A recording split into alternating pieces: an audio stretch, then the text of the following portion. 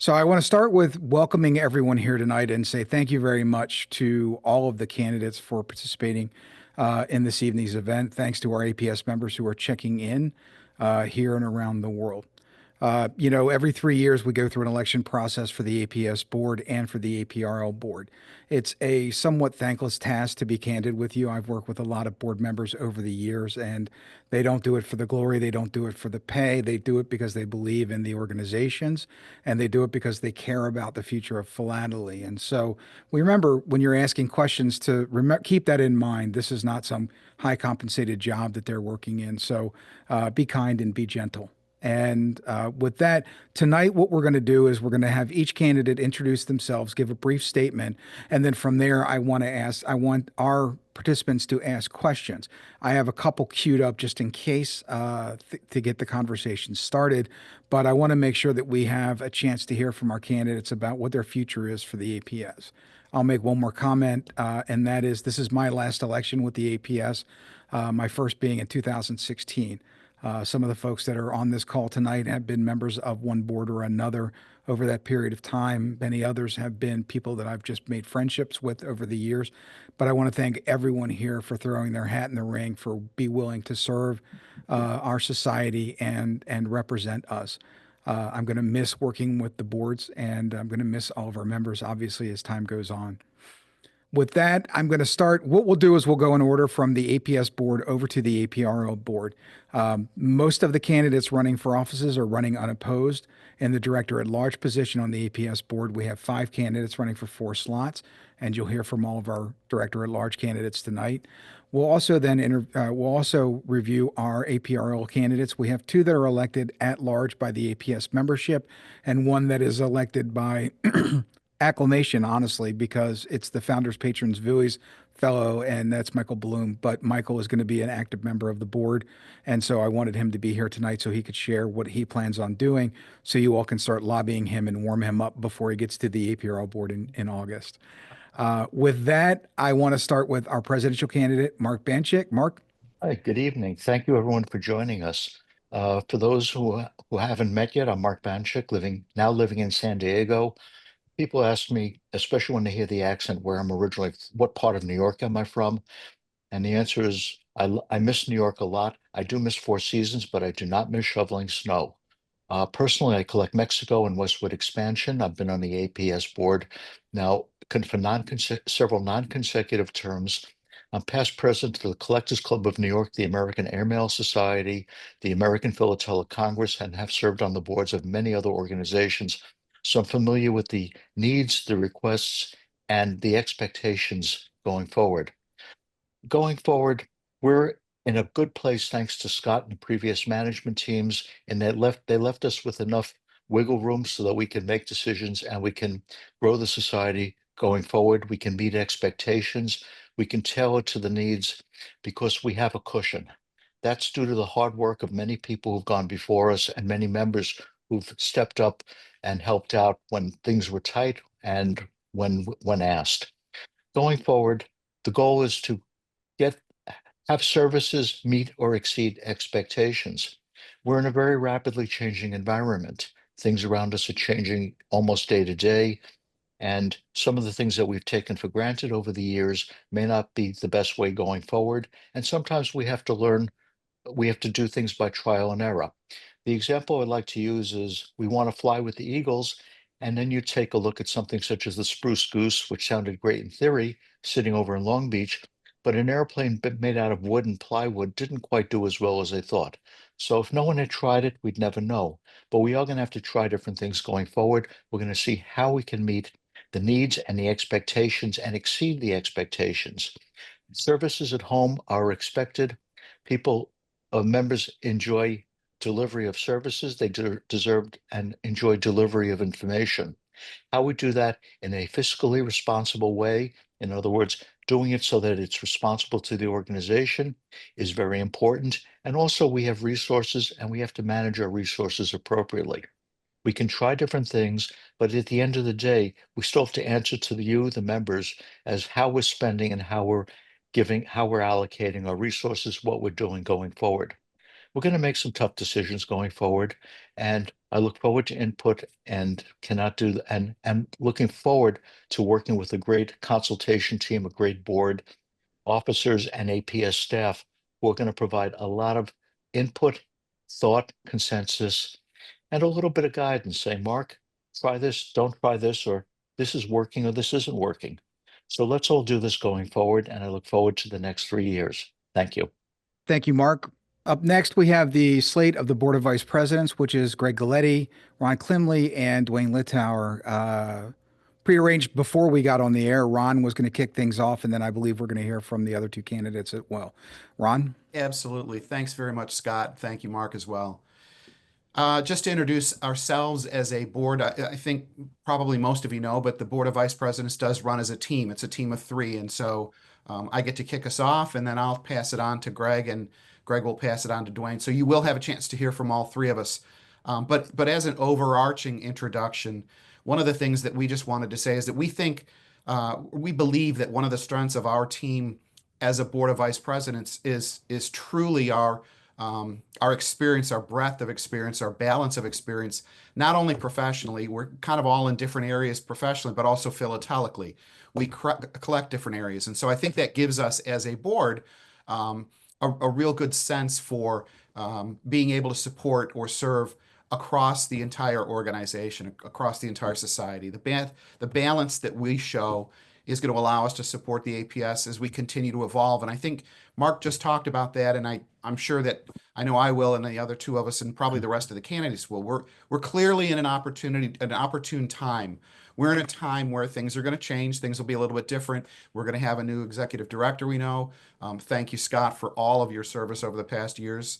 And as Mark said, for leaving us in a real healthy place. But we have some challenges that we need to overcome, that we need to face. And I think being a part of the board that will seek to overcome some of those challenges for myself personally is a real exciting thing. We look forward to leveraging the opportunities that exist, and we look forward to helping the society as a whole and making sure that everyone who is a member of the APS feels representative for whatever it is that they collect. And I'm going to arc into myself and introduce myself a little bit now. As I just said, Ron Klimley, running for the Board of Vice Presidents.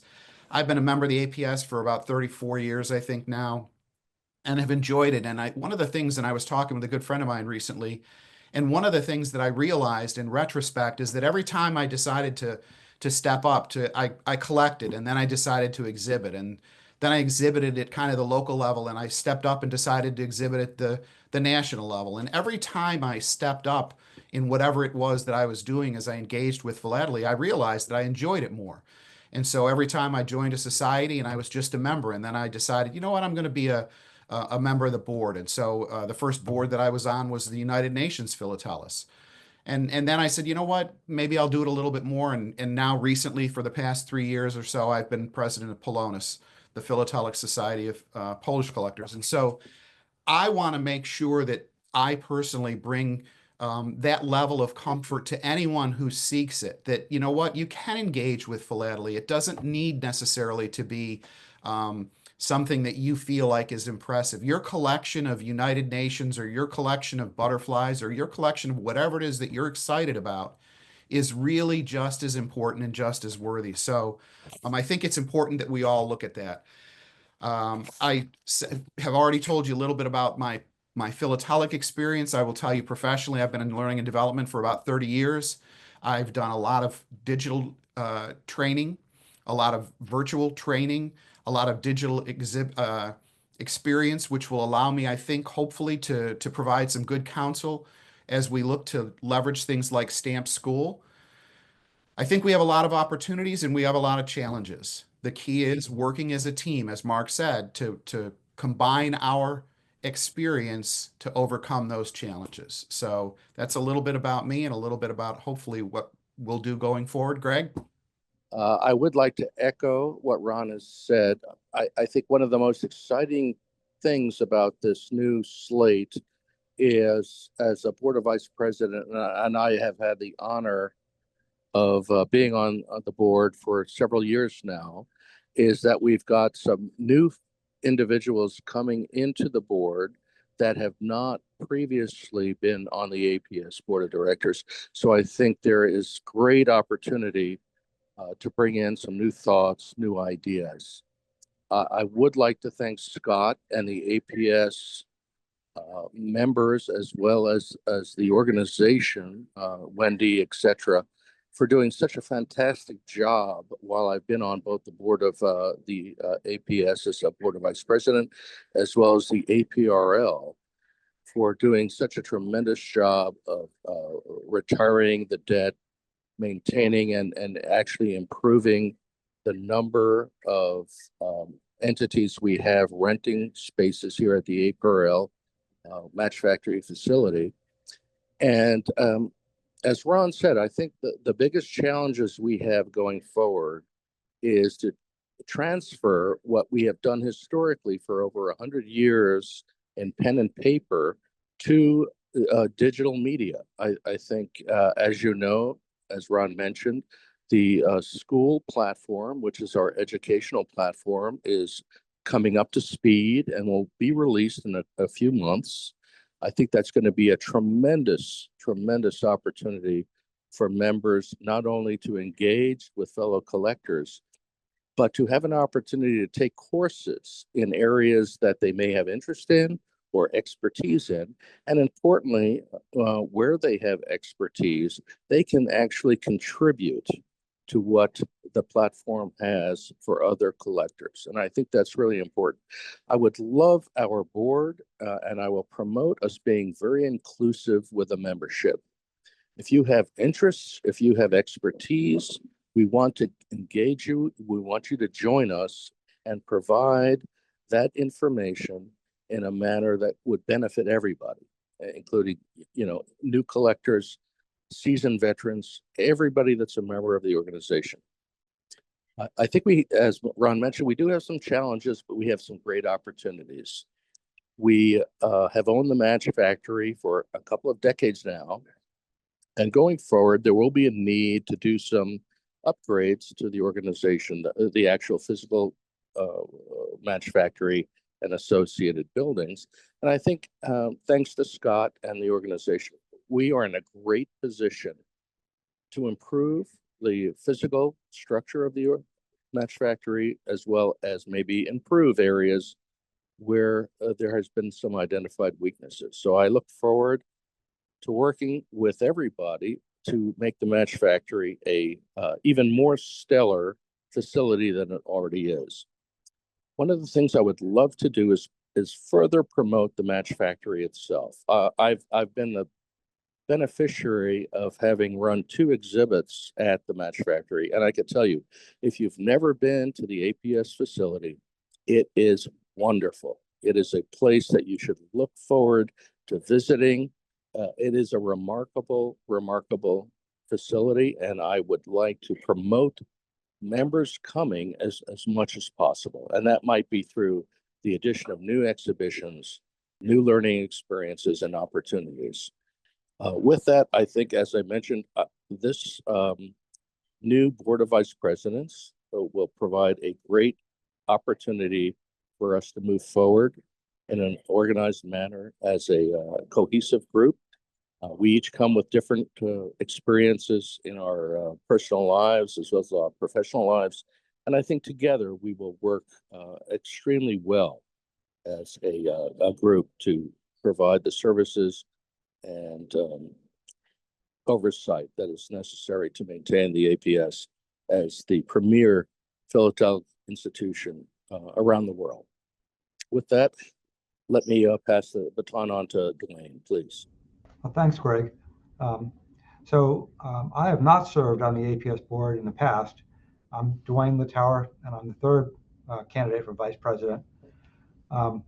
So professionally, I'm a lawyer that lives in New Orleans, and my collecting interest is primarily foreign mail before the UPU, mail to and from the U.S. to other countries before the UPU. And I'm the foreign mail editor of the Chronicle, which is the journal of the U.S. Philatelic Classic Society. And I'm also currently vice president of the Classic Society and have served in other roles with that group. I've been the secretary. I was treasurer for more than 20 years. So I'm very much involved with that group. But so this was going to be new for me with the APS. And I'm involved with other and members of other societies. But I've been a member of the APS for I don't know, probably 30 plus years, and currently a life member. And I'm not going to repeat a lot of the things that Ron and Greg have said, which are all very good. But I think that the APS does need to move forward to stop the loss of membership, to grow the membership, to find ways and continue to find ways to be relevant to the people that are not currently members, particularly young people and people that are more plugged in through the internet. So that's a thumbnail sketch of me. So I'll turn it back over to Scott. Thank you very much. Just a reminder for the rest of the candidates, I'm going to start hardline enforcing the time limits, just out of respect for everybody's time here. Please keep your opening comments to 2 minutes, no more than three. And with that, I will turn it over to Ed Croft, who is our candidate for secretary. Ed? Thanks very much, Scott. Hello, everyone. Thanks for the privilege of speaking with you today about my candidacy for secretary of the APS. I'm very passionate about this hobby, very interested in promoting it to ensure its survival and expansion. The APS is an extremely important organization to ensure the hobby's survival and expansion. The APS is a highly respected brand in our hobby, has a global reach, and the APS can continue to assist with improving public awareness of our hobby, because there's lots of public ignorance about what our hobby's about and what we as collectors enjoy. I'm interested in serving the APS membership consistent with the publicized mission of the APS. I believe that my service in various roles for various philatelic organizations outside the United States and elsewhere in the world will benefit the APS and its membership. I was president of the Royal Philatelic Society of Canada for 5 years, president of the Society of Israel Philatelists for 7 years. I have served on executives of different societies. I'm a member of different organizations, writer, judge, exhibitor, webinar master, doing all sorts of things. I have witnessed successes in philatelic organizations that have undertaken initiatives to maintain and grow membership bases, and I want to see the same for the APS. Marketing the hobby through social media is critical. The APS has been developing various platforms to increase member participation, non-member participation, education. We need to continue to educate collectors. Education helps collectors buy, dealers sell knowledgeably. Estate planning is important for our membership who wish to efficiently and cost effectively dispose of philatelic materials and maximize their resources. The APS is a strong organization. Congratulations to Scott, the great staff of the organization. I believe that if the APS were to partner with other philatelic organizations, it will benefit members with education, knowledge, enjoyment. In closing, I spend a fair bit of time with collectors and exhibitors around the world. I'm interested in airing their views, assisting them in maximizing their enjoyment and benefits from the hobby. And I see the APS playing a critical role in helping collectors. And the thing I'll say about myself, I'm a tax attorney. I've done it for 45 years, and I feel that I can assist the membership accordingly. Thank you, Scott. Thank you, Ed. For our directors at large, I'm going to try to go alphabetically. Forgive me if I skip over someone. But with that, I will start with Michael Cortese. Thanks everybody for being here tonight. I started my stamp journey when I was 8 years old. My name is Michael Cortese. I'm a full-time dealer at Noble Spirit Online and an APS member, believe it or not, nearing my 20th year as an APS member. I joined when I was 18 and yeah, closing up on 20 years now. So what brought me to run for board of directors, this would be my second term, was I just feel really passionately about the awareness for what the APS can do for buyers and sellers online. Awareness through the assistance that the APS can have to security for people buying. And I think Scott had talked a little bit about in a previous board meeting about places that weren't necessarily overseen by other sort of policies, like people selling on Facebook or that don't have any security. So um, I feel really passionate about bringing security to customers and what the APS can do to support that awareness for, like Ed had mentioned, estate planning. I think I see it a lot as a dealer. People coming into estates that they just don't know what to do with. I think that it uh, would greatly benefit everybody. But yeah, thank you. David Klauber, he is a candidate for director at large. David? Thank you so much, Scott. My name's Dave Klauber, and I reside in the mountain community of Julian, home of Julian Apple Pie. We're located in San Diego County, California. I'm a fourth generation stamp collector, married father of four, and grandfather of six. And the fifth and sixth generations are also stamp collectors. So I bring them with me to shows and that sort of thing. So a family of collectors. I'm currently running for one of the board of director at large positions, and I'm here to ask for your vote. I'm currently serving as an officer of the Poway Stamp Club. For over the last 7 years, our board has worked together to grow our membership from 30 to 100 members and quadrupled our club coffers.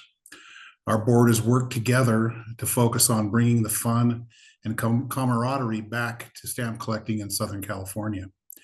I'm also a prolific writer, a previous editor of our newspaper.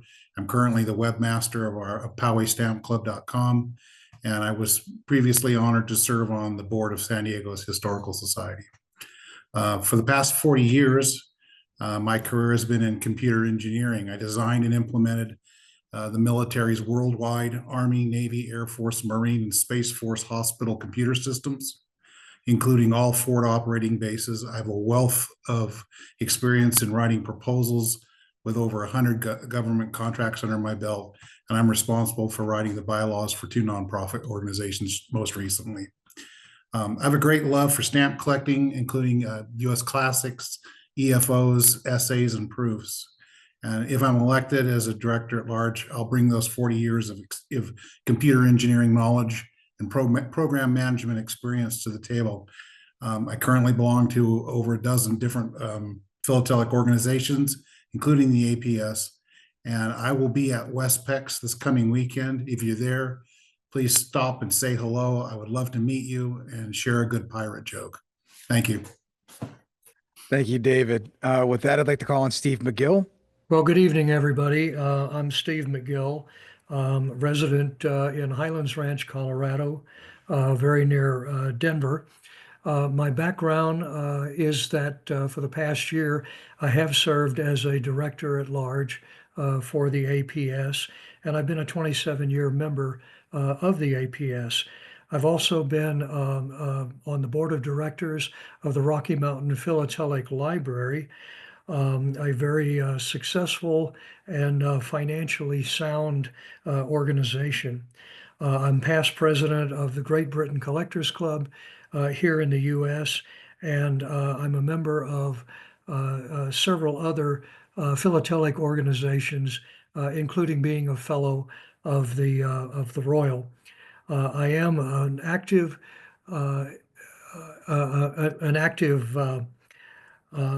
manager of a company here in Colorado, focusing on boutique investment management strategies. And as such, we have been continuously embracing new technologies, AI and other technologies. So these are experiences that I would hope to bring to the APS here in the future. I've also been involved in many organizations that are deeply entrenched in continuous improvement. And I think one of the hallmarks of this sort of strategy is that everyone is encouraged to listen carefully to understand the opinions of other people, to understand when you yourself may be incorrect. And I think that presents a great background for me because I am a very active exhibitor and out at many shows. And I enjoy listening to what people have to say about the value of the APS, what new events and issues that the APS might bring forward, and from time to time what they think is wrong with the APS. So I believe I'm well positioned to do that. I would look forward to supporting the Board of Vice Presidents, our new operations person who will be joining later this year, and of course the rest of the organization. With that, Scott, thank you very much. Thank you, Steve. Next, we'll turn to Michael Mules, candidate for Director at Large. Good evening. Currently serving as the Executive Director of the Midwest Stamp Dealers Association. It's an organization of 70 professional stamp dealers. I'm in charge of operating 18 in-person stamp shows this year across the Midwest. We've started to partner with local clubs now, so several of our shows now include both judged and fun exhibits. I'm also a full-time stamp dealer, the owner of Fox River Stamps in Salem Lakes, Wisconsin. I believe I offer a different perspective as both a stamp dealer and a show promoter. Being out in the public 28 weekends a year, I travel and meet collectors of all types. We talk stamps, we talk the hobby, try to solve the world's problems, but we get a chance to share why we collect, why we're so passionate about our hobby. Why we would travel hours to a show to search through boxes to find that one piece that we're missing for our exhibit, or why we would put 30,000 miles on a van hauling inventory in and out in the rain and the sun and spend all weekend inside at a stamp show with our friends. Despite their small size, stamps are quite heavy when you get enough of them together.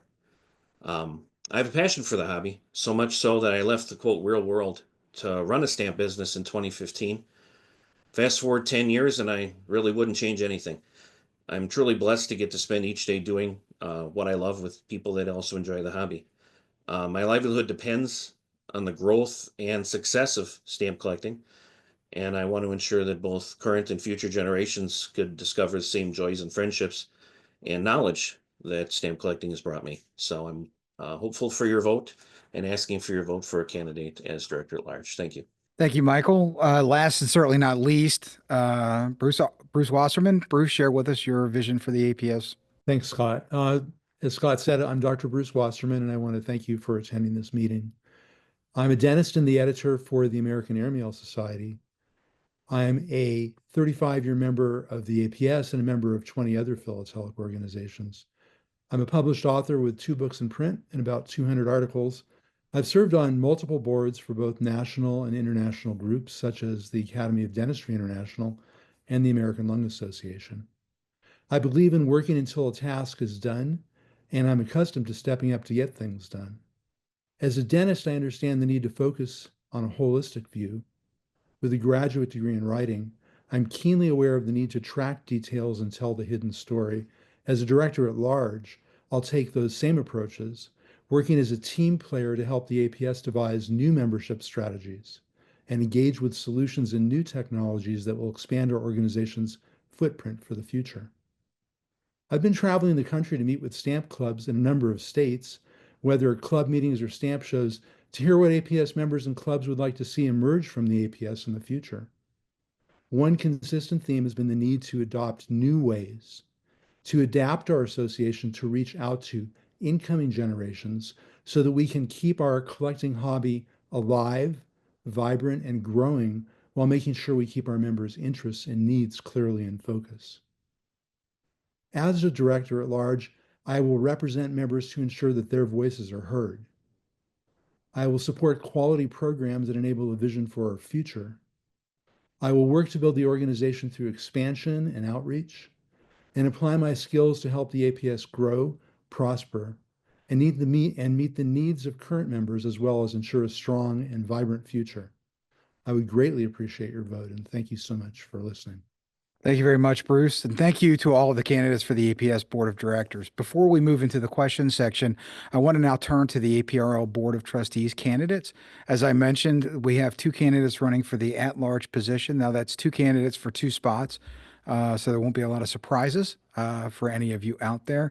I will also go alphabetically here, and then we'll move to Michael Bloom, our candidate for Founders Patrons Voice. With that, I'd like to start with Matthew Healy. Hi, thank you, Scott. This is a terrific event. I'm glad to see so many familiar faces and also meet some new ones. I've been a lifelong stamp collector. I've been an APS member for 25 years coming up. I've been a member of many other organizations. I'm a fellow of the Royal Philatelic Society in London. I'm on the board of the Collectors Club here in New York. And I also edit the Revenue Journal for the Revenue Society based in the United Kingdom that has about 350 readers around the world. I see a lot of challenges facing the American Philatelic Research Library. I see it doing an excellent job in some ways, but I think the world is changing fast. I actually counted there are almost 20 philatelic libraries in North America. Some of them are really struggling. And I think the APRL could take a leadership position in helping some of those, maybe working to integrate them better, make them more accessible mutually online. I think it would be exciting to explore ways of doing fresh outreach and bringing in new users, not just members of the APS and the APRL, but people who have not previously been aware of what a tremendous resource our philatelic library is. There is a global philatelic library that started with a lot of enthusiasm and is now kind of moribund. I'd love to explore a partnership with them and see what projects we could undertake together in digitization and in outreach to really push the envelope out in terms of taking some of the tremendous knowledge that is stored away and forgotten. I mean, I'm constantly surprised when I explore the Collectors Club library here in New York, and a couple times I've been to Bellefonte, the things that they have that I never knew were there. It's one thing to say, well, we have a card catalog online, and it's quite another to really help people come in and explore and find out what tremendous amounts of knowledge await them. Currently, I'm a freelance writer and editor. I'm working on a new version of this catalog, the Stanley Gibbons Queen Victoria Specialized, for the surface printed issues. Casey Joe White asked what exciting things are on our bookshelf, and that's the most exciting thing I've worked on in a long time. Thank you, Matthew. Next, I'll call on Jean Wang. Thank you, Scott. So I'm a physician in Toronto. I joined the APS board as a trustee in 2023, filling Greg Galetti's unexpired term when he moved over to the APS board. So in addition to serving on the APRL board the last couple of years, I also bring my experience as a director of the Vincent Graves Green Philatelic Research Foundation here in Toronto. I've been on the board since 2021, and I'm a member of their library committee. The VGG also offers expertising services for British North America material. So I have direct experience with working with philatelic libraries. I'm very involved in organized philately. My interests primarily lie in medical philately and thematics. I've been an active author, an editor, and through exhibiting, done a lot of research and presentations as well. So I have firsthand experience and knowledge about the importance of preserving and disseminating philatelic research and knowledge. And I think digitization is a big part of that, and making things accessible online. I'm well positioned to support collaboration between the APRL and the Harry Sutherland Library here in Toronto. I'm involved in a lot of other philatelic organizations. I've just recently joined the board of the Royal Philatelic Society of Canada. I've been the thematic, the RPSC delegate to the FIP Thematic Commission. I have a lot of, I have a big network of contacts worldwide, so I have kind of feelers out for the philatelic community, including the community that thrives online and maybe doesn't participate in philately in sort of the traditional ways that we think about. So I think I'm sort of well positioned to be in to understand how to reach that community. So I also think it's important for philately in general to reach out to other communities that have collaborating interests. So for example, historical societies, because I think philatelists are basically historians, and there's a lot that we can learn from historical societies that could bolster, I think, both fields. So I look forward to working with the APS and the APRL board for another term and supporting the important work that the APRL does. Thank you. It doesn't sound like you're doing enough, Gene, so we'll have to work on keeping you busier. So thank you very much. And I'd like to introduce Michael Bloom, who is running as the Founders Patrons Villies Fellow candidate for the APRL Board of Trustees for the upcoming term. Michael? Thank you, everyone. I know a number of you, and I'm glad you're all here. I'd just like to talk about a few skill sets that I bring to the APRL. In terms of organizational philately, I've been a director of the APS for 6 years, and I had major input in fundraising, along with Scott, of course. I was a member of the campaign for philately committee. In terms of membership, I've brought over 100 new members into APS. I've been on the APS membership committee. I believe in a wide outreach and a personal approach to people who are considering joining our hobby. So for example, at New York 2016, the international show, I was in charge of the Welcome to Stamp Collecting Pavilion. At Boston 2026, I am doing likewise, but instead of only having 5,000 square feet to work with, we have 8,000 square feet, and we will include a library, all kinds of activities for youth and adults. And incidentally, I've redesigned the exhibit frames, which, subject to tariffs, may be adopted for Boston 2026. I am interested in the analysis and study of stamps. I am an exhibitor. I'm also a certified philatelic judge, both by the APS and by the Royal Philatelic Society of Canada, which I'm very fond of. In terms of the APRL in particular, my pet project has a name. It's called Bringing Philatelic Handbooks Back from the Dead. And I published an article about a year or so ago in the AP about how that's done. And as a result of that project, I've recently published a 3-volume set on the stamps of Guatemala. I have that plus another book published on Amazon.com. So I won't talk to you about all the projects under work at APRL. Scott's done a great job of doing that. But I'll close by saying I hope to be a help to both boards and would love to lend my skill sets to that. Thank you. Thank you. We've got a number of questions that have come in. Now, these are not necessarily directed at any one individual. So when I ask these questions, feel free to jump in. You want to raise your hand, I'll call on you. And then from there, we'll have a melee. How's that sound? Fair? Good. First question, and this is an easy one, so it'll be a short answer. Where do you see the APS and the APRL in 5 years? Mark. In 5 years, I see a very successful, thriving organization. We're outreach. How do we connect with people who are not currently affiliated?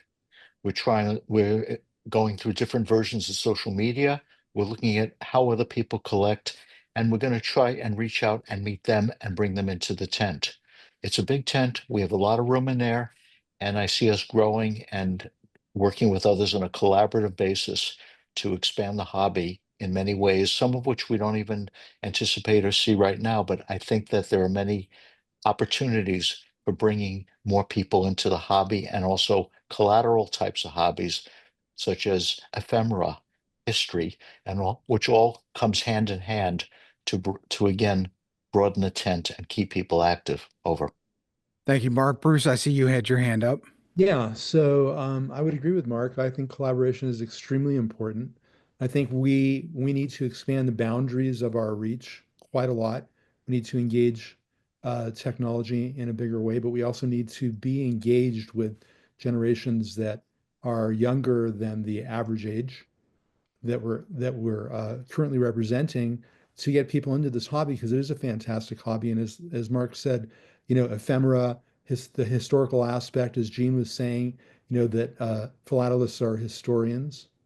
And so we just need to put the presentation out there in a much bigger way. And I think in 5 years we can see a great expansion in the APS and in the APRL, which is already doing great things. Anyone else interested in throwing their hat into the ring? I really think in about 5 years, the demographics of the APS membership is going to really broaden. And I think the reason for that is going to be the success of our online presence with the school platform and some other opportunities to develop digital media that will reach out to many people that are interested in philately but are not necessarily members of our organization. So I think there's some great positive opportunities ahead. And I know just listening to the rest of the members and candidates at this session that we will go forward and create some wonderful opportunities for collectors around the world. Thank you. Thank you, Greg. Ron, you've got your hand up.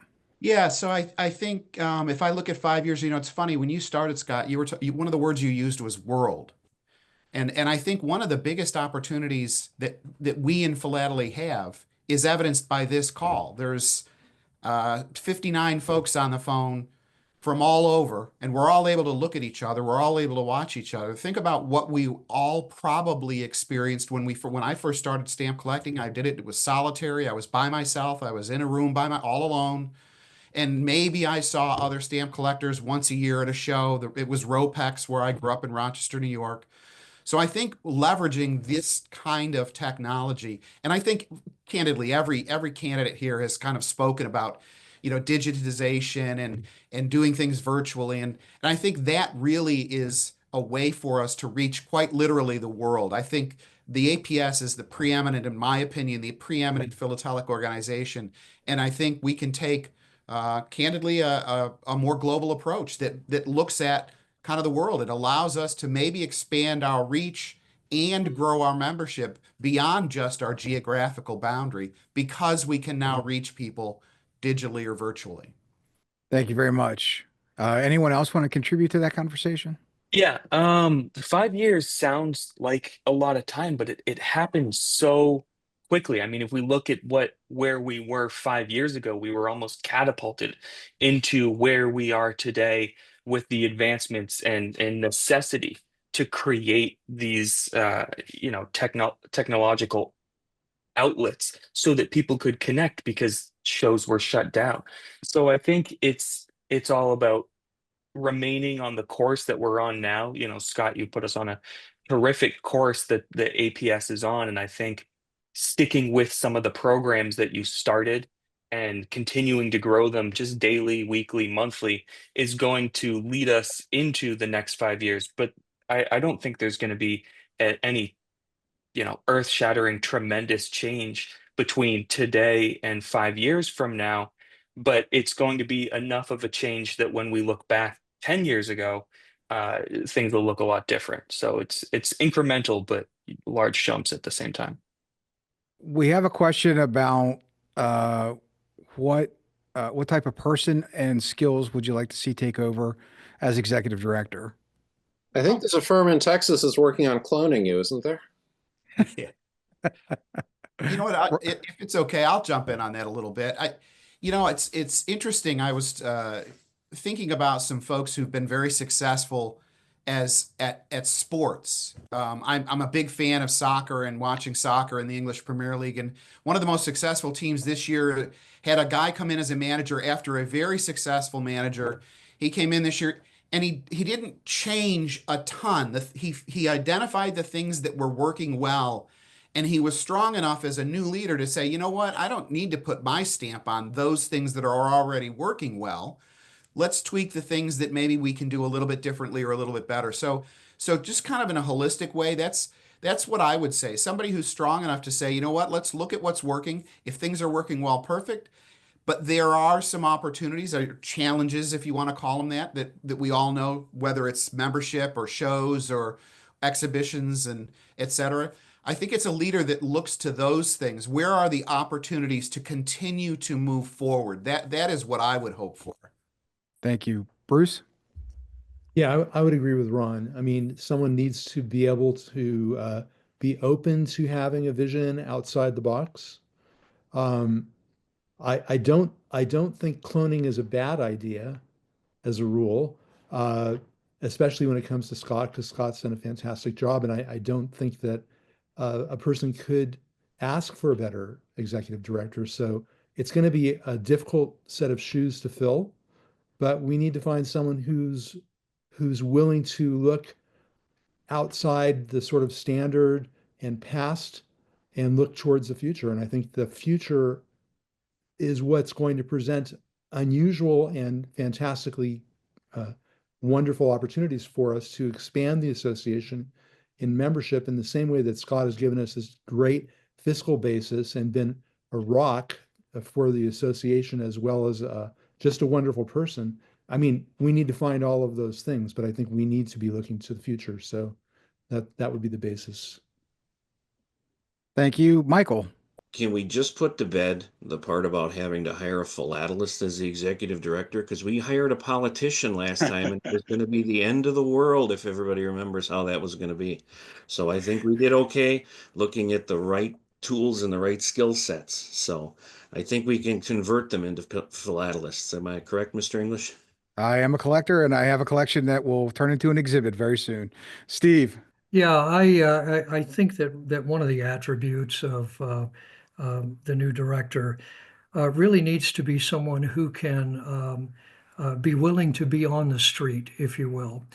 We've got many challenges ahead of us, and one of them is that the number of WSP shows has declined over the last several years, and after COVID, rather precipitously so.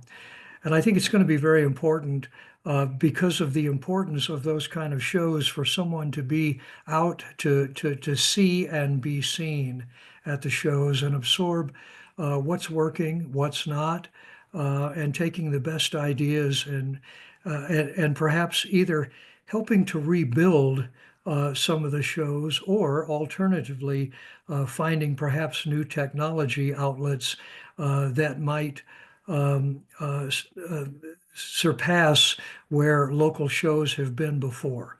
So I think it's going to have to be someone who's a good listener, who's willing to travel, and who has his or her arms around the technology of today. Thank you. Thank you, Steve. Greg, I apologize. You are now the next in line if you want to add to the conversation. A couple of things, Scott, it goes without saying, but I'm going to say it anyway, that you have been an unbelievably successful and important executive director of this organization. And I admire you, and I've looked at how you have managed to do what you have done. And a couple of things come to mind. First of all, you are a motivator. And I think it's important for the next ED to be able to motivate the organization, not only the collecting a base, but the members of the APRS staff.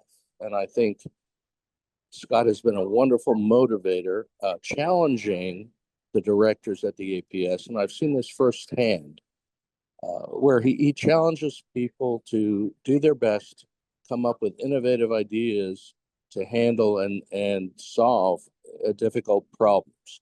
And I think our next ED needs to be that type of person. And I think, as Steve has said, I always like to use the term walk the walk. I think you get a lot of credibility by having done the job or done what you're asking others to do. And I think Scott has been a tremendous example of walking the walk. He doesn't ask members of the staff to do more than he himself is willing to do. And I really believe our next ED needs to be and have that same mindset, that they are willing to go that extra mile if they expect the APS staff and volunteers to go that extra mile. Thank you. Thank you, Greg. For director at large candidates, and I would probably suggest that this go broadly to everybody on the board. What tangible contributions have you made and plan to do? At the board meetings I have watched, the board members are not really getting a chance to show how they contribute. Well, contributing takes many forms. A lot of the work that we do is done either before or after the meetings or in the background. So what's seen at the meetings is only a small, it's like the tip of the iceberg.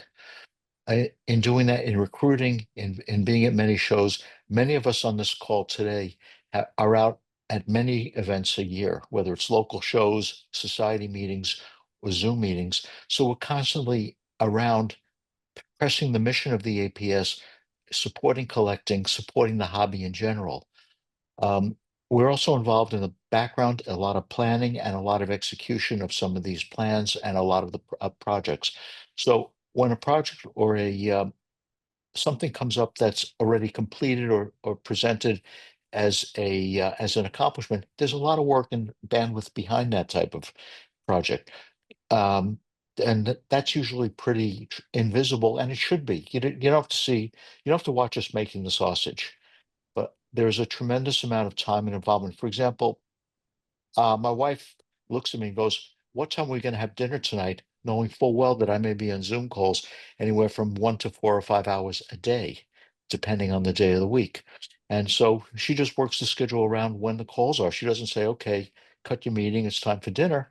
And that's all part of the process in working with the different people, working in different time zones with different groups going forward, collaborating, identifying resources, identifying support networks for the society as a whole.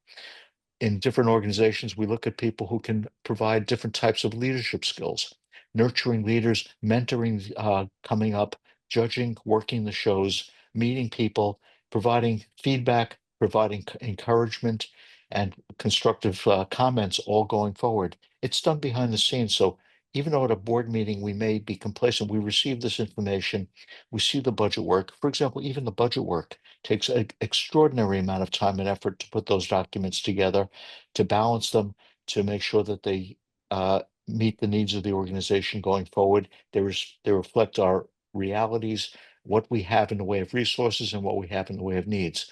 So what's seen at a meeting such that may seem cut and dried or may seem pro forma, but there's a tremendous amount of background activity in there.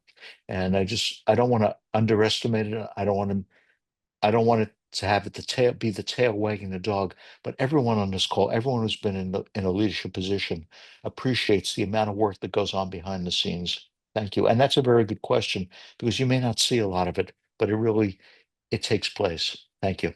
Michael? Yeah, I just wanted to say that's a terrific answer, Mark. It's what, as soon as the question was asked, I started thinking that exact same thing. But yeah, it's a lot of formality and a lot of voting on things that have already been discussed and already talked about. But that terrific answer, Mark. Thank you. Thank you. Ed Croft. Thanks, Scott. And apologies to everyone for my laryngitis. I'm doing my best here. What Mark said was very accurate. The business world, when I act on behalf of companies, I can tell you that board members do a lot of hard work. You never see a lot of times when you watch a board meeting what the board members have actually done behind the scenes. I think in a philatelic organization run properly, board members have a lot to do. They have to canvass membership as to what the needs of the members are. They have to have foresight in order to look forward to seeing how the organization can run productively in future. So when Mark was discussing the need for people with different skills, I look around and see all the people who are on the screen tonight, and I've listened to them, and everybody brings different skill sets to the table. And that's what's needed for an organization that aspires to be a world leader, because We need the APS to be a world leader. We need the APS to help us and to help its membership in this hobby. The hobby needs help, and we love our hobby. So therefore, what we need to do is work hard as board members, whether or not we're gathering information or whether or not we're bringing new ideas to the table. I think the concepts of virtuality, connecting people through technology is just critical to the survival of the hobby. And I think it's necessary, going back to the earlier question, for the executive director to be sensitive to that, for the board members to be sensitive to that, because the old models do not work any longer effectively, period. Those are my comments, Scott. Thank you. Thank you, Ed. Bruce? Yeah, I would definitely agree with what Mark and Ed said, that it takes a lot of work behind the scenes.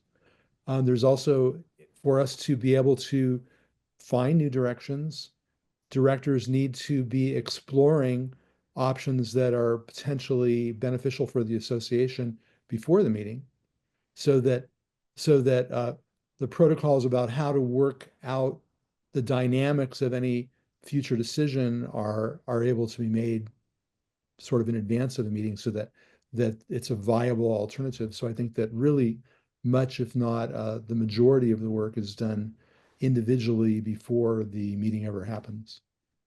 Thank you, Bruce. Michael Bloom? I just wanted to say that I've had the good fortune of watching more than one executive director run board meetings, and don't underestimate the effect of having an effective executive director who plans well, consults before, structures the meeting, and is careful about the time of the meeting and to make sure no one overwhelms the meeting. And Scott has done that very, very well. And it makes it easy for the directors, and it makes it look very easy to observers. Thank you. Thank you, Michael. Thank you, Michael, twice. Steve McGill?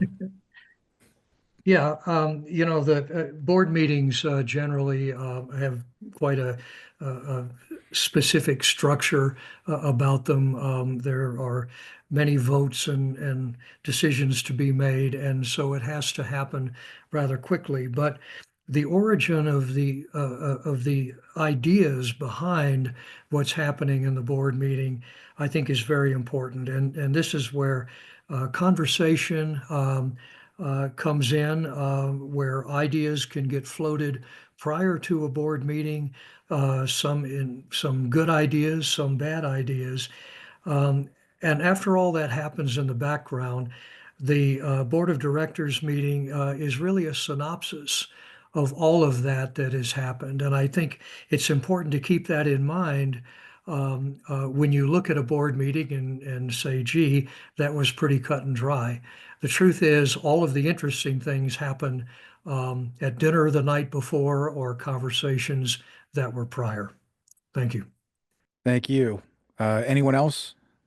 Yeah, one of the things that I just learned while I was a member of the Board of Vice Presidents is that we have a unique job, I guess you would say, as a BVP, to adjudicate disputes between the members. And I think about the APS, and I look at the history of the organization going back to the late 1800s, and one of the I'll call it a cornerstone of the organization is integrity. I think that's what sets us apart from other organizations that have come and gone. And the APS has fortunately maintained its integrity throughout the decades. And part of what the Board of Vice Presidents do is evaluate and make judgment on disputes between members that typically is not seen by the organization. The results of the adjudication may be documented in the AP Journal, but it is really an important function of the Board of Vice Presidents, and one that I know myself and the other members of the BVP have taken very, very seriously and personally, that we want to maintain the strong integrity of the organization as best as possible. Thanks. Thank you very much. With that, we'll move on to the next question. The people we place in the leadership roles are a direct reflection of the community. Are there any new ideas that any of you are looking to bring to the rising philatelic community? Well, we're bringing a lot of ideas in that we're expanding. 5 years ago, the idea of Zoom meetings was something that, hey, maybe we'll try it one day in the future. Well, the future sort of jumped us, hit us on the head, and laughed. And now Zoom meetings are an accepted form of getting together. It doesn't replace in-person meetings; it supplants them, in that it enhances them so that we can have combined meetings and so forth. That's just one example of how we've taken technology and harnessed it to better the needs of our membership going forward. There are going to be many other opportunities that way. I don't know all of them. If I did, I'd probably I wouldn't have to work for a living. But it just it's the ability to recognize an opportunity to try something, to have this courage to try something. It may not be the best thing, it may not work out the way we think it is, but if we don't try it, we're never going to know. And I go back to Zoom meetings as one example. We're looking at publications right now, how to best provide publications. One of the key things of membership is the amount of dues that are being paid every year, and how can we lower that burden? Now, let's be honest. If we don't increase dues at all, it's still a reduction of dues by the inflation rate every single year. But we're also looking at how we can actually reduce the actual cost of dues for going forward. That's important because it adds up in the long run. Maybe by changing how we provide publications or information. If we don't mail something, if we provide it electronically, it costs us less to provide, but we can also bring some of the savings back to the member. There are a lot of different ideas. I'm open to suggestions. I'm going to establish a communication line. I promise to read everything that comes in. I may not be able to act on it immediately. I may not acknowledge it immediately, but I will read it and I will take it into consideration. And that's all I can promise, is to keep an open mind going forward, because the possibilities are so vast and have so much potential. Thank you. Ron. Thank you very much. We've all spoken at length about all of the things that we see digital, the Zoom call, digitization of everything, et cetera, et cetera. And I think all of those are things to explore, to leverage more fully than we already have. There'll be other things that come along, and certainly we need to keep an open mind, as Mark just said. But one of the things that I think about, I think the question was about people that are just entering the hobby. The last article I wrote was about the 1966 Polish Millennium Stamp. One of the things that has always frustrated me a little bit is people who come to the hobby and believe that they need to start with something that's $1 million, a 7, 8, 9, 10-figure collection, and that's the only thing that's worthy. And so what I want to try to do is maybe to open the ethos a little bit, and that people who have those collections. My very first exhibit was a topical collection on rugby on stamps. And so that's one of the things that I want to promote is, there are a lot of things that are yet unexplored, that really don't require a phenomenal or a massive financial investment, but are still really important and need to be studied and need to be maintained as ideas. So that's kind of what I would do, is encourage those folks to bring their things forward. Thanks, Scott. Matthew. I wanted to build on what Mark said about new technology and going in new directions. Zoom meetings, obviously one example, but as far as libraries are concerned, I mean, we all think of them as repositories of printed books or printed periodicals, but they can also be repositories of digital assets. And as I think somebody also, Michael Bloom mentioned earlier, reviving old handbooks from the dead into print form is wonderful. But a lot of things can be revived in digital form and made accessible. And I don't think that we have yet scratched the surface of that. There's so much that could be done to preserve digital publications. There was one called the Stamp Insider that ceased publication a few years ago when its editor passed away. The only place you can find it now is on the Wayback Machine. Well, that's not very good for philately. So I think the library can play a leading role, not only in preserving digital publications, but also websites, philatelic websites, chat boards. These are incredible repositories of knowledge that have grown up in many cases organically over the years, and they're threatened. And I think that that's something that the APRL can step up and really take a leadership role in helping to preserve and make more accessible, and pushing things out there for people to use. Thank you, Matthew. Also, Ed Croft. Thanks, Scott. Stamp collecting isn't always relevant for everyone, but if it's fun and it's visible, it's helpful for new collectors. It's helpful for people who are interested in trying to learn about the hobby. So I think the APS and its board and its membership has to be visible. It has to be visible through technology. How many of you are on Facebook? How many of you are on Instagram?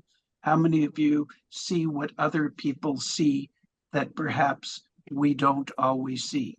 So I think it's very important for the rising people to understand that not everybody is a gold medalist, that everyone can collect something that's fun, that's interesting. Scott and I had the pleasure of dealing with hockey, through our respective societies. And we had a fun time doing it. And there were many people who were not collectors who wanted a copy of that journal because they were interested in the subject matter. So I think for rising people, for new people, being fun, being visible is more important than being highly educated or sophisticated, as the case may be. Thanks, Scott. Thank you, Ed. Bruce Wasserman. Yeah, just building on what Ed said and what I was thinking about before Ed talked about that. It's not just the technologies that we use. Technology is obviously, we're very technologically centric nowadays, and it's very important in our culture. But it's where we go. So I just returned from the AWP meeting, which is a national writers conference. And one thing this time, because I'm editor for the Air Post Journal of the AAMS, the American Airmail Society, I went representing the AAMS and the Air Post Journal. Now, this is mostly writers who are writing fiction, who are writing poetry, who are writing creative nonfiction, literary journals, small publishing houses. And the response that I got, these people had no idea that this existed, that aerophilately was even a thing. And there was so much interest. I think really, one of the strong senses that we need to pursue is where we're pointing ourselves, not just what technologies we plug into, because technology, may be new for some people, but it's sort of an accepted part of everyday culture now. So just technology alone, although we obviously need it, and I'm not saying we don't need it, is not necessarily enough to get people in our door. It's what doors do we open that are going to bring more people into the hobby. So that's my perspective. Thank you, Bruce. David Klauber. Yeah, I agree with a lot of what's been said so far. I think importantly, my background being so much computer related, I understand a lot of the technologies that can be used, including Zoom and that sort of thing, to really boost the hobby. But we can never forget how important the local groups are in increasing the participation in philately. Currently, our local San Diego Philatelic Library is probably one of the newest members that's joined the APRL as an available library. That gives our local people a meeting place to come and enjoy the history that is stamp collecting and bringing their collections, those sorts of things for evaluations, which gets them involved. I found that a number of different members that have come to us locally and recently has been the direct result of finding out what it was that was in Grandpa's closet and that sort of thing. So bringing that, using both the technology and the local together, I think is key to being successful. So, thank you, David. Jean Wang.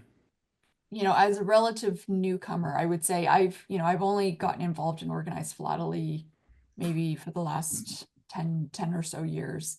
And it's really I think opened my eyes. And I think a lot of people maybe are not aware of the joys of organized philately and joining and the social aspects. So I think that's one thing that we can really encourage people, starting at the local level, at your local club level, just encouraging people to share what their collecting interests are, rather than, I think someone mentioned, that sitting at home by yourself and working on your albums is great, but when you're actually sharing it, you learn a lot more. You have the joy of other people, talking to other people about what you're passionate about and learning about what other people are passionate about. I can listen to talks about collecting areas that I have absolutely no knowledge about, but it's interesting for me because people are passionate about it. So I think the sharing and the social aspects of the hobby are what we really need to promote. And, and like I said, starting at sort of grassroots, local club levels, encouraging people to exhibit just for the pleasure of sharing, not necessarily for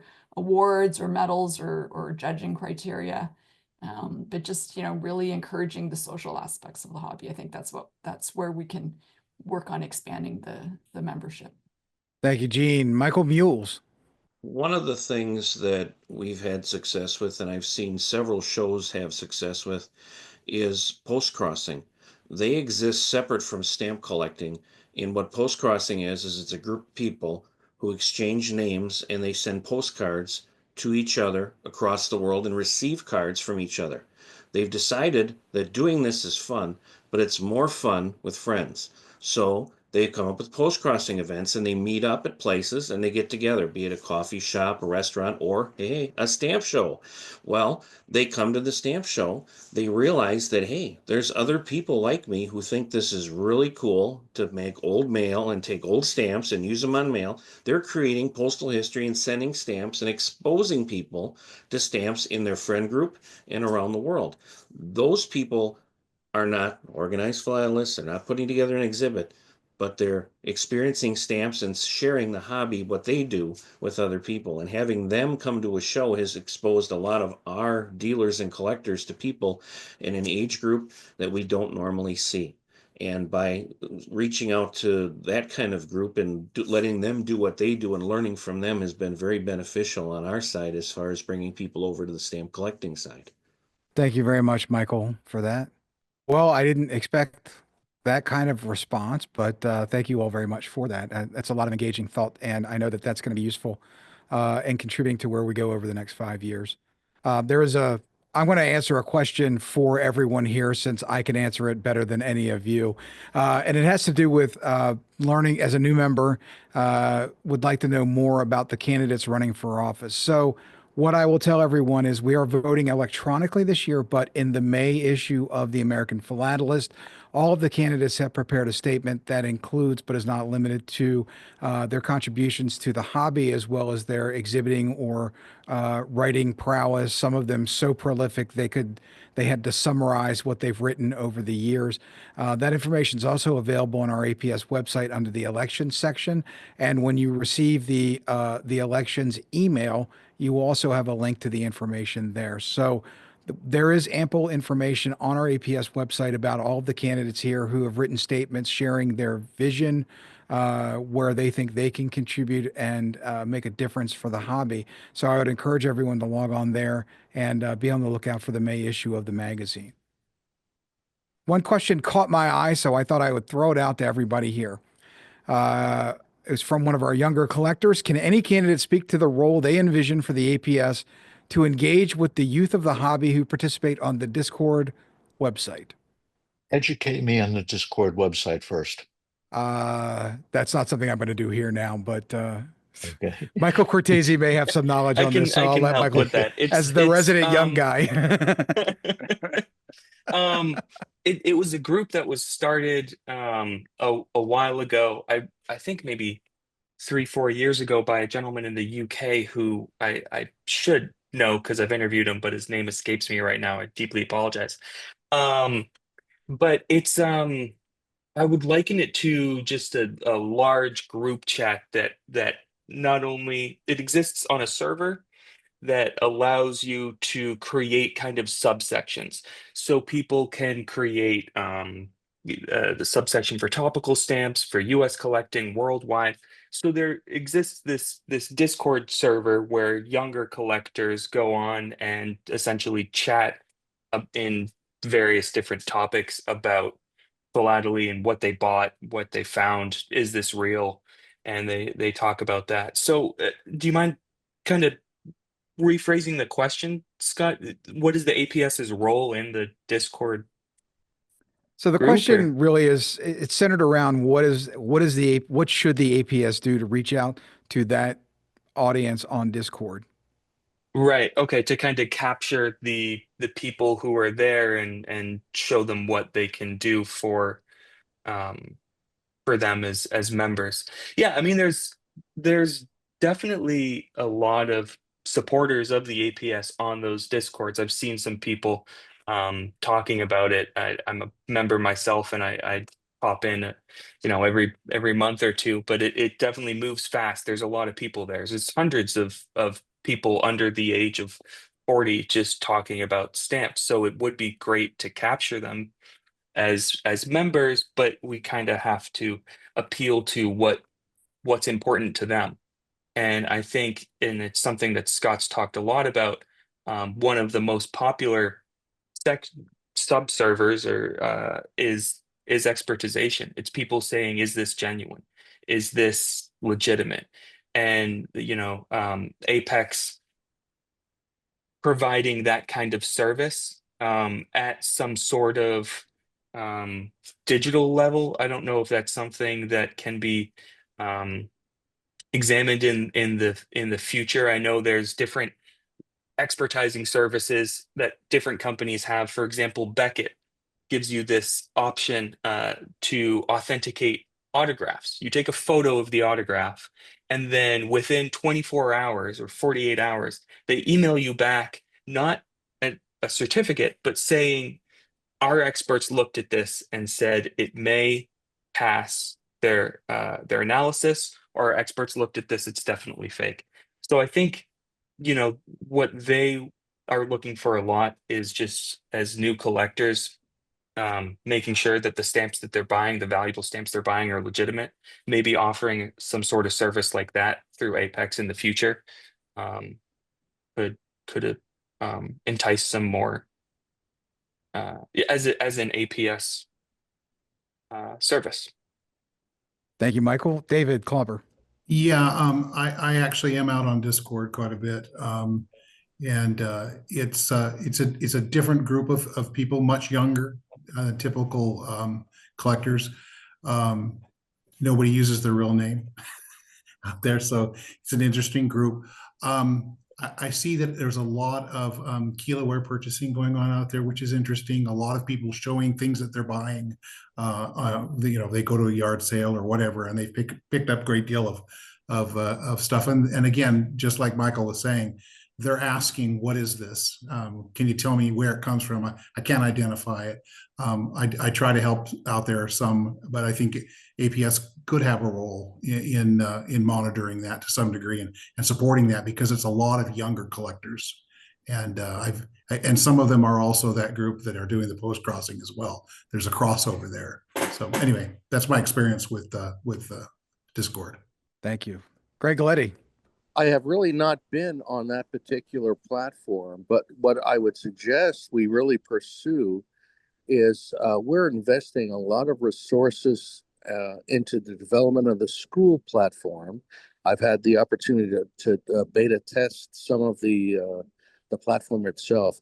What I would love to see is for us as an organization to reach out to that other platform and engage them and ask them to come over, come to school, engage with us within our platform, and maybe they will find it engaging and they will continue to visit, and maybe they will actually participate and improve what we've got going on, and really engage and help develop that platform as the preeminent educational platform for philately. Thanks. Thank you, Greg. Moving on to the next question, or anybody else want to speak to Discord? All right, I'll take that as a no. How will the educational programs and workshops of tomorrow help members improve their knowledge of philately? Yeah, it's a great question. I think the programs and workshops of tomorrow, that will be about access. Several folks have already spoken about how, a lot of times if you wanted to engage in a conversation with other philatelists, you had to do it at a show. And if you were in a local area that maybe only had one show a year, you could only do that once a year. But now this is a perfect example of the type of thing. So it is about taking those educational programs or workshops and then tomorrow, making them virtual, making them digital, making access available to a lot more folks. I don't know how many of you know it when we just started, years ago when COVID started. Teams, as an example, and Zoom, you could only put 4 or 5 folks on a call at a time. And then immediately, because of COVID, those platforms had to explode. Well, I think it's about taking advantage of that, which allows us to take information which might have been on a really small scale. But if I have one collector in this country and one collector in another country and another collector in a different country, suddenly virtually we can combine them all, and there's strength in that combination. I think that's what will help us in the future. Thank you, Scott. Thank you. Michael Bloom. I think we need to keep experimenting. For example, if you look back 10 years at New York 2016, the largest show in the country that year, in the world that year, we gave away stamps and we had docents working, but the focus wasn't so much on education. If you look at next year, 2026 coming up, within this very large area, we're going to have a stamp university, basically. We're going to teach about technology related to stamp collecting. We're going to provide a very different kind of experience than we did just 10 years ago. Gene Wang. I just want to say that I think it's as important to build an online video library as it is to preserve written content. The younger collecting community goes online to find information, and there's a lot of video content producers, but that do shorter, more fun videos. But there's a lot of educational content in different groups sponsoring online seminars, and a lot of them are recorded and preserved on their own websites. But I think, an important role of the library would be perhaps to facilitate, putting all these into a centralized repository or having a catalog where people can find content. I've purchased our local club. We started doing Zoom presentations early in the pandemic as a substitute for in-person meetings. And I've been editing and uploading those videos just on our, I set up a YouTube channel for our club, but I've been surprised and the topics are very eclectic, but I've been quite surprised at how often some of the videos are being watched by people, after the fact. So I think building online libraries is going to be a really key way to reach that community. Thank you, Gene. Steve McGill. Yeah, I think one of the important aspects of workshops is to start at a very ground level. We have new collectors coming into some of the Denver clubs, and I've had people come to me and they'll show me a British penny black and say, "Do you think this is a good investment?" They're a brand new collector. Or another fellow that I talked to a couple of weeks ago that showed up with a collection of Spanish colonies that he had bought. And, his question was, how can I exhibit this? And so I think, a lot of the things that we put out certainly are very valid, and the high-tech aspects of them are important. But I think it's also important to have workshops available that speak to someone who really is getting started and may be a little overwhelmed with what they're seeing in the hobby today. It's very rewarding to work with someone and have them turn into a novice exhibitor, or to see them really addressing their first album in some intelligent manner, some financially capable manner for them. So I guess my thought on workshops is there's a continuum of them from very advanced, but also I think it's important that we stay grounded with the most basic aspects of the hobby. Thank you. Okay, I want to thank everyone who logged in tonight, all of the APS members. Really appreciate the very thoughtful questions we got from participants in the audience. I also want to say thank you to all of the candidates for giving their time tonight to share their vision of the future of the APS and the APRL and joining in a very, I thought, very thoughtful and lively conversation. You all should commend yourselves for that. And so I want to, if we were in an audience, I'd say give you a hand. So I think I would give you a hand anyway. But I think everyone did a great job. And I want to say thank you and be on the lookout. In May, we will send your electronic ballots to you. We will also provide information in the May issue of the American Philatelist. For those of you who watched only part of this or want to go back and rewatch it to hear some insight from one candidate or another, this will be up online on our YouTube page, and you certainly will be free to go back and review it again and again. I honestly think I might need it to go to sleep in a couple of days. So anyway, with that said, if you're attending Westpacs this weekend, I look forward to seeing you there. And with that, good night. Thank you.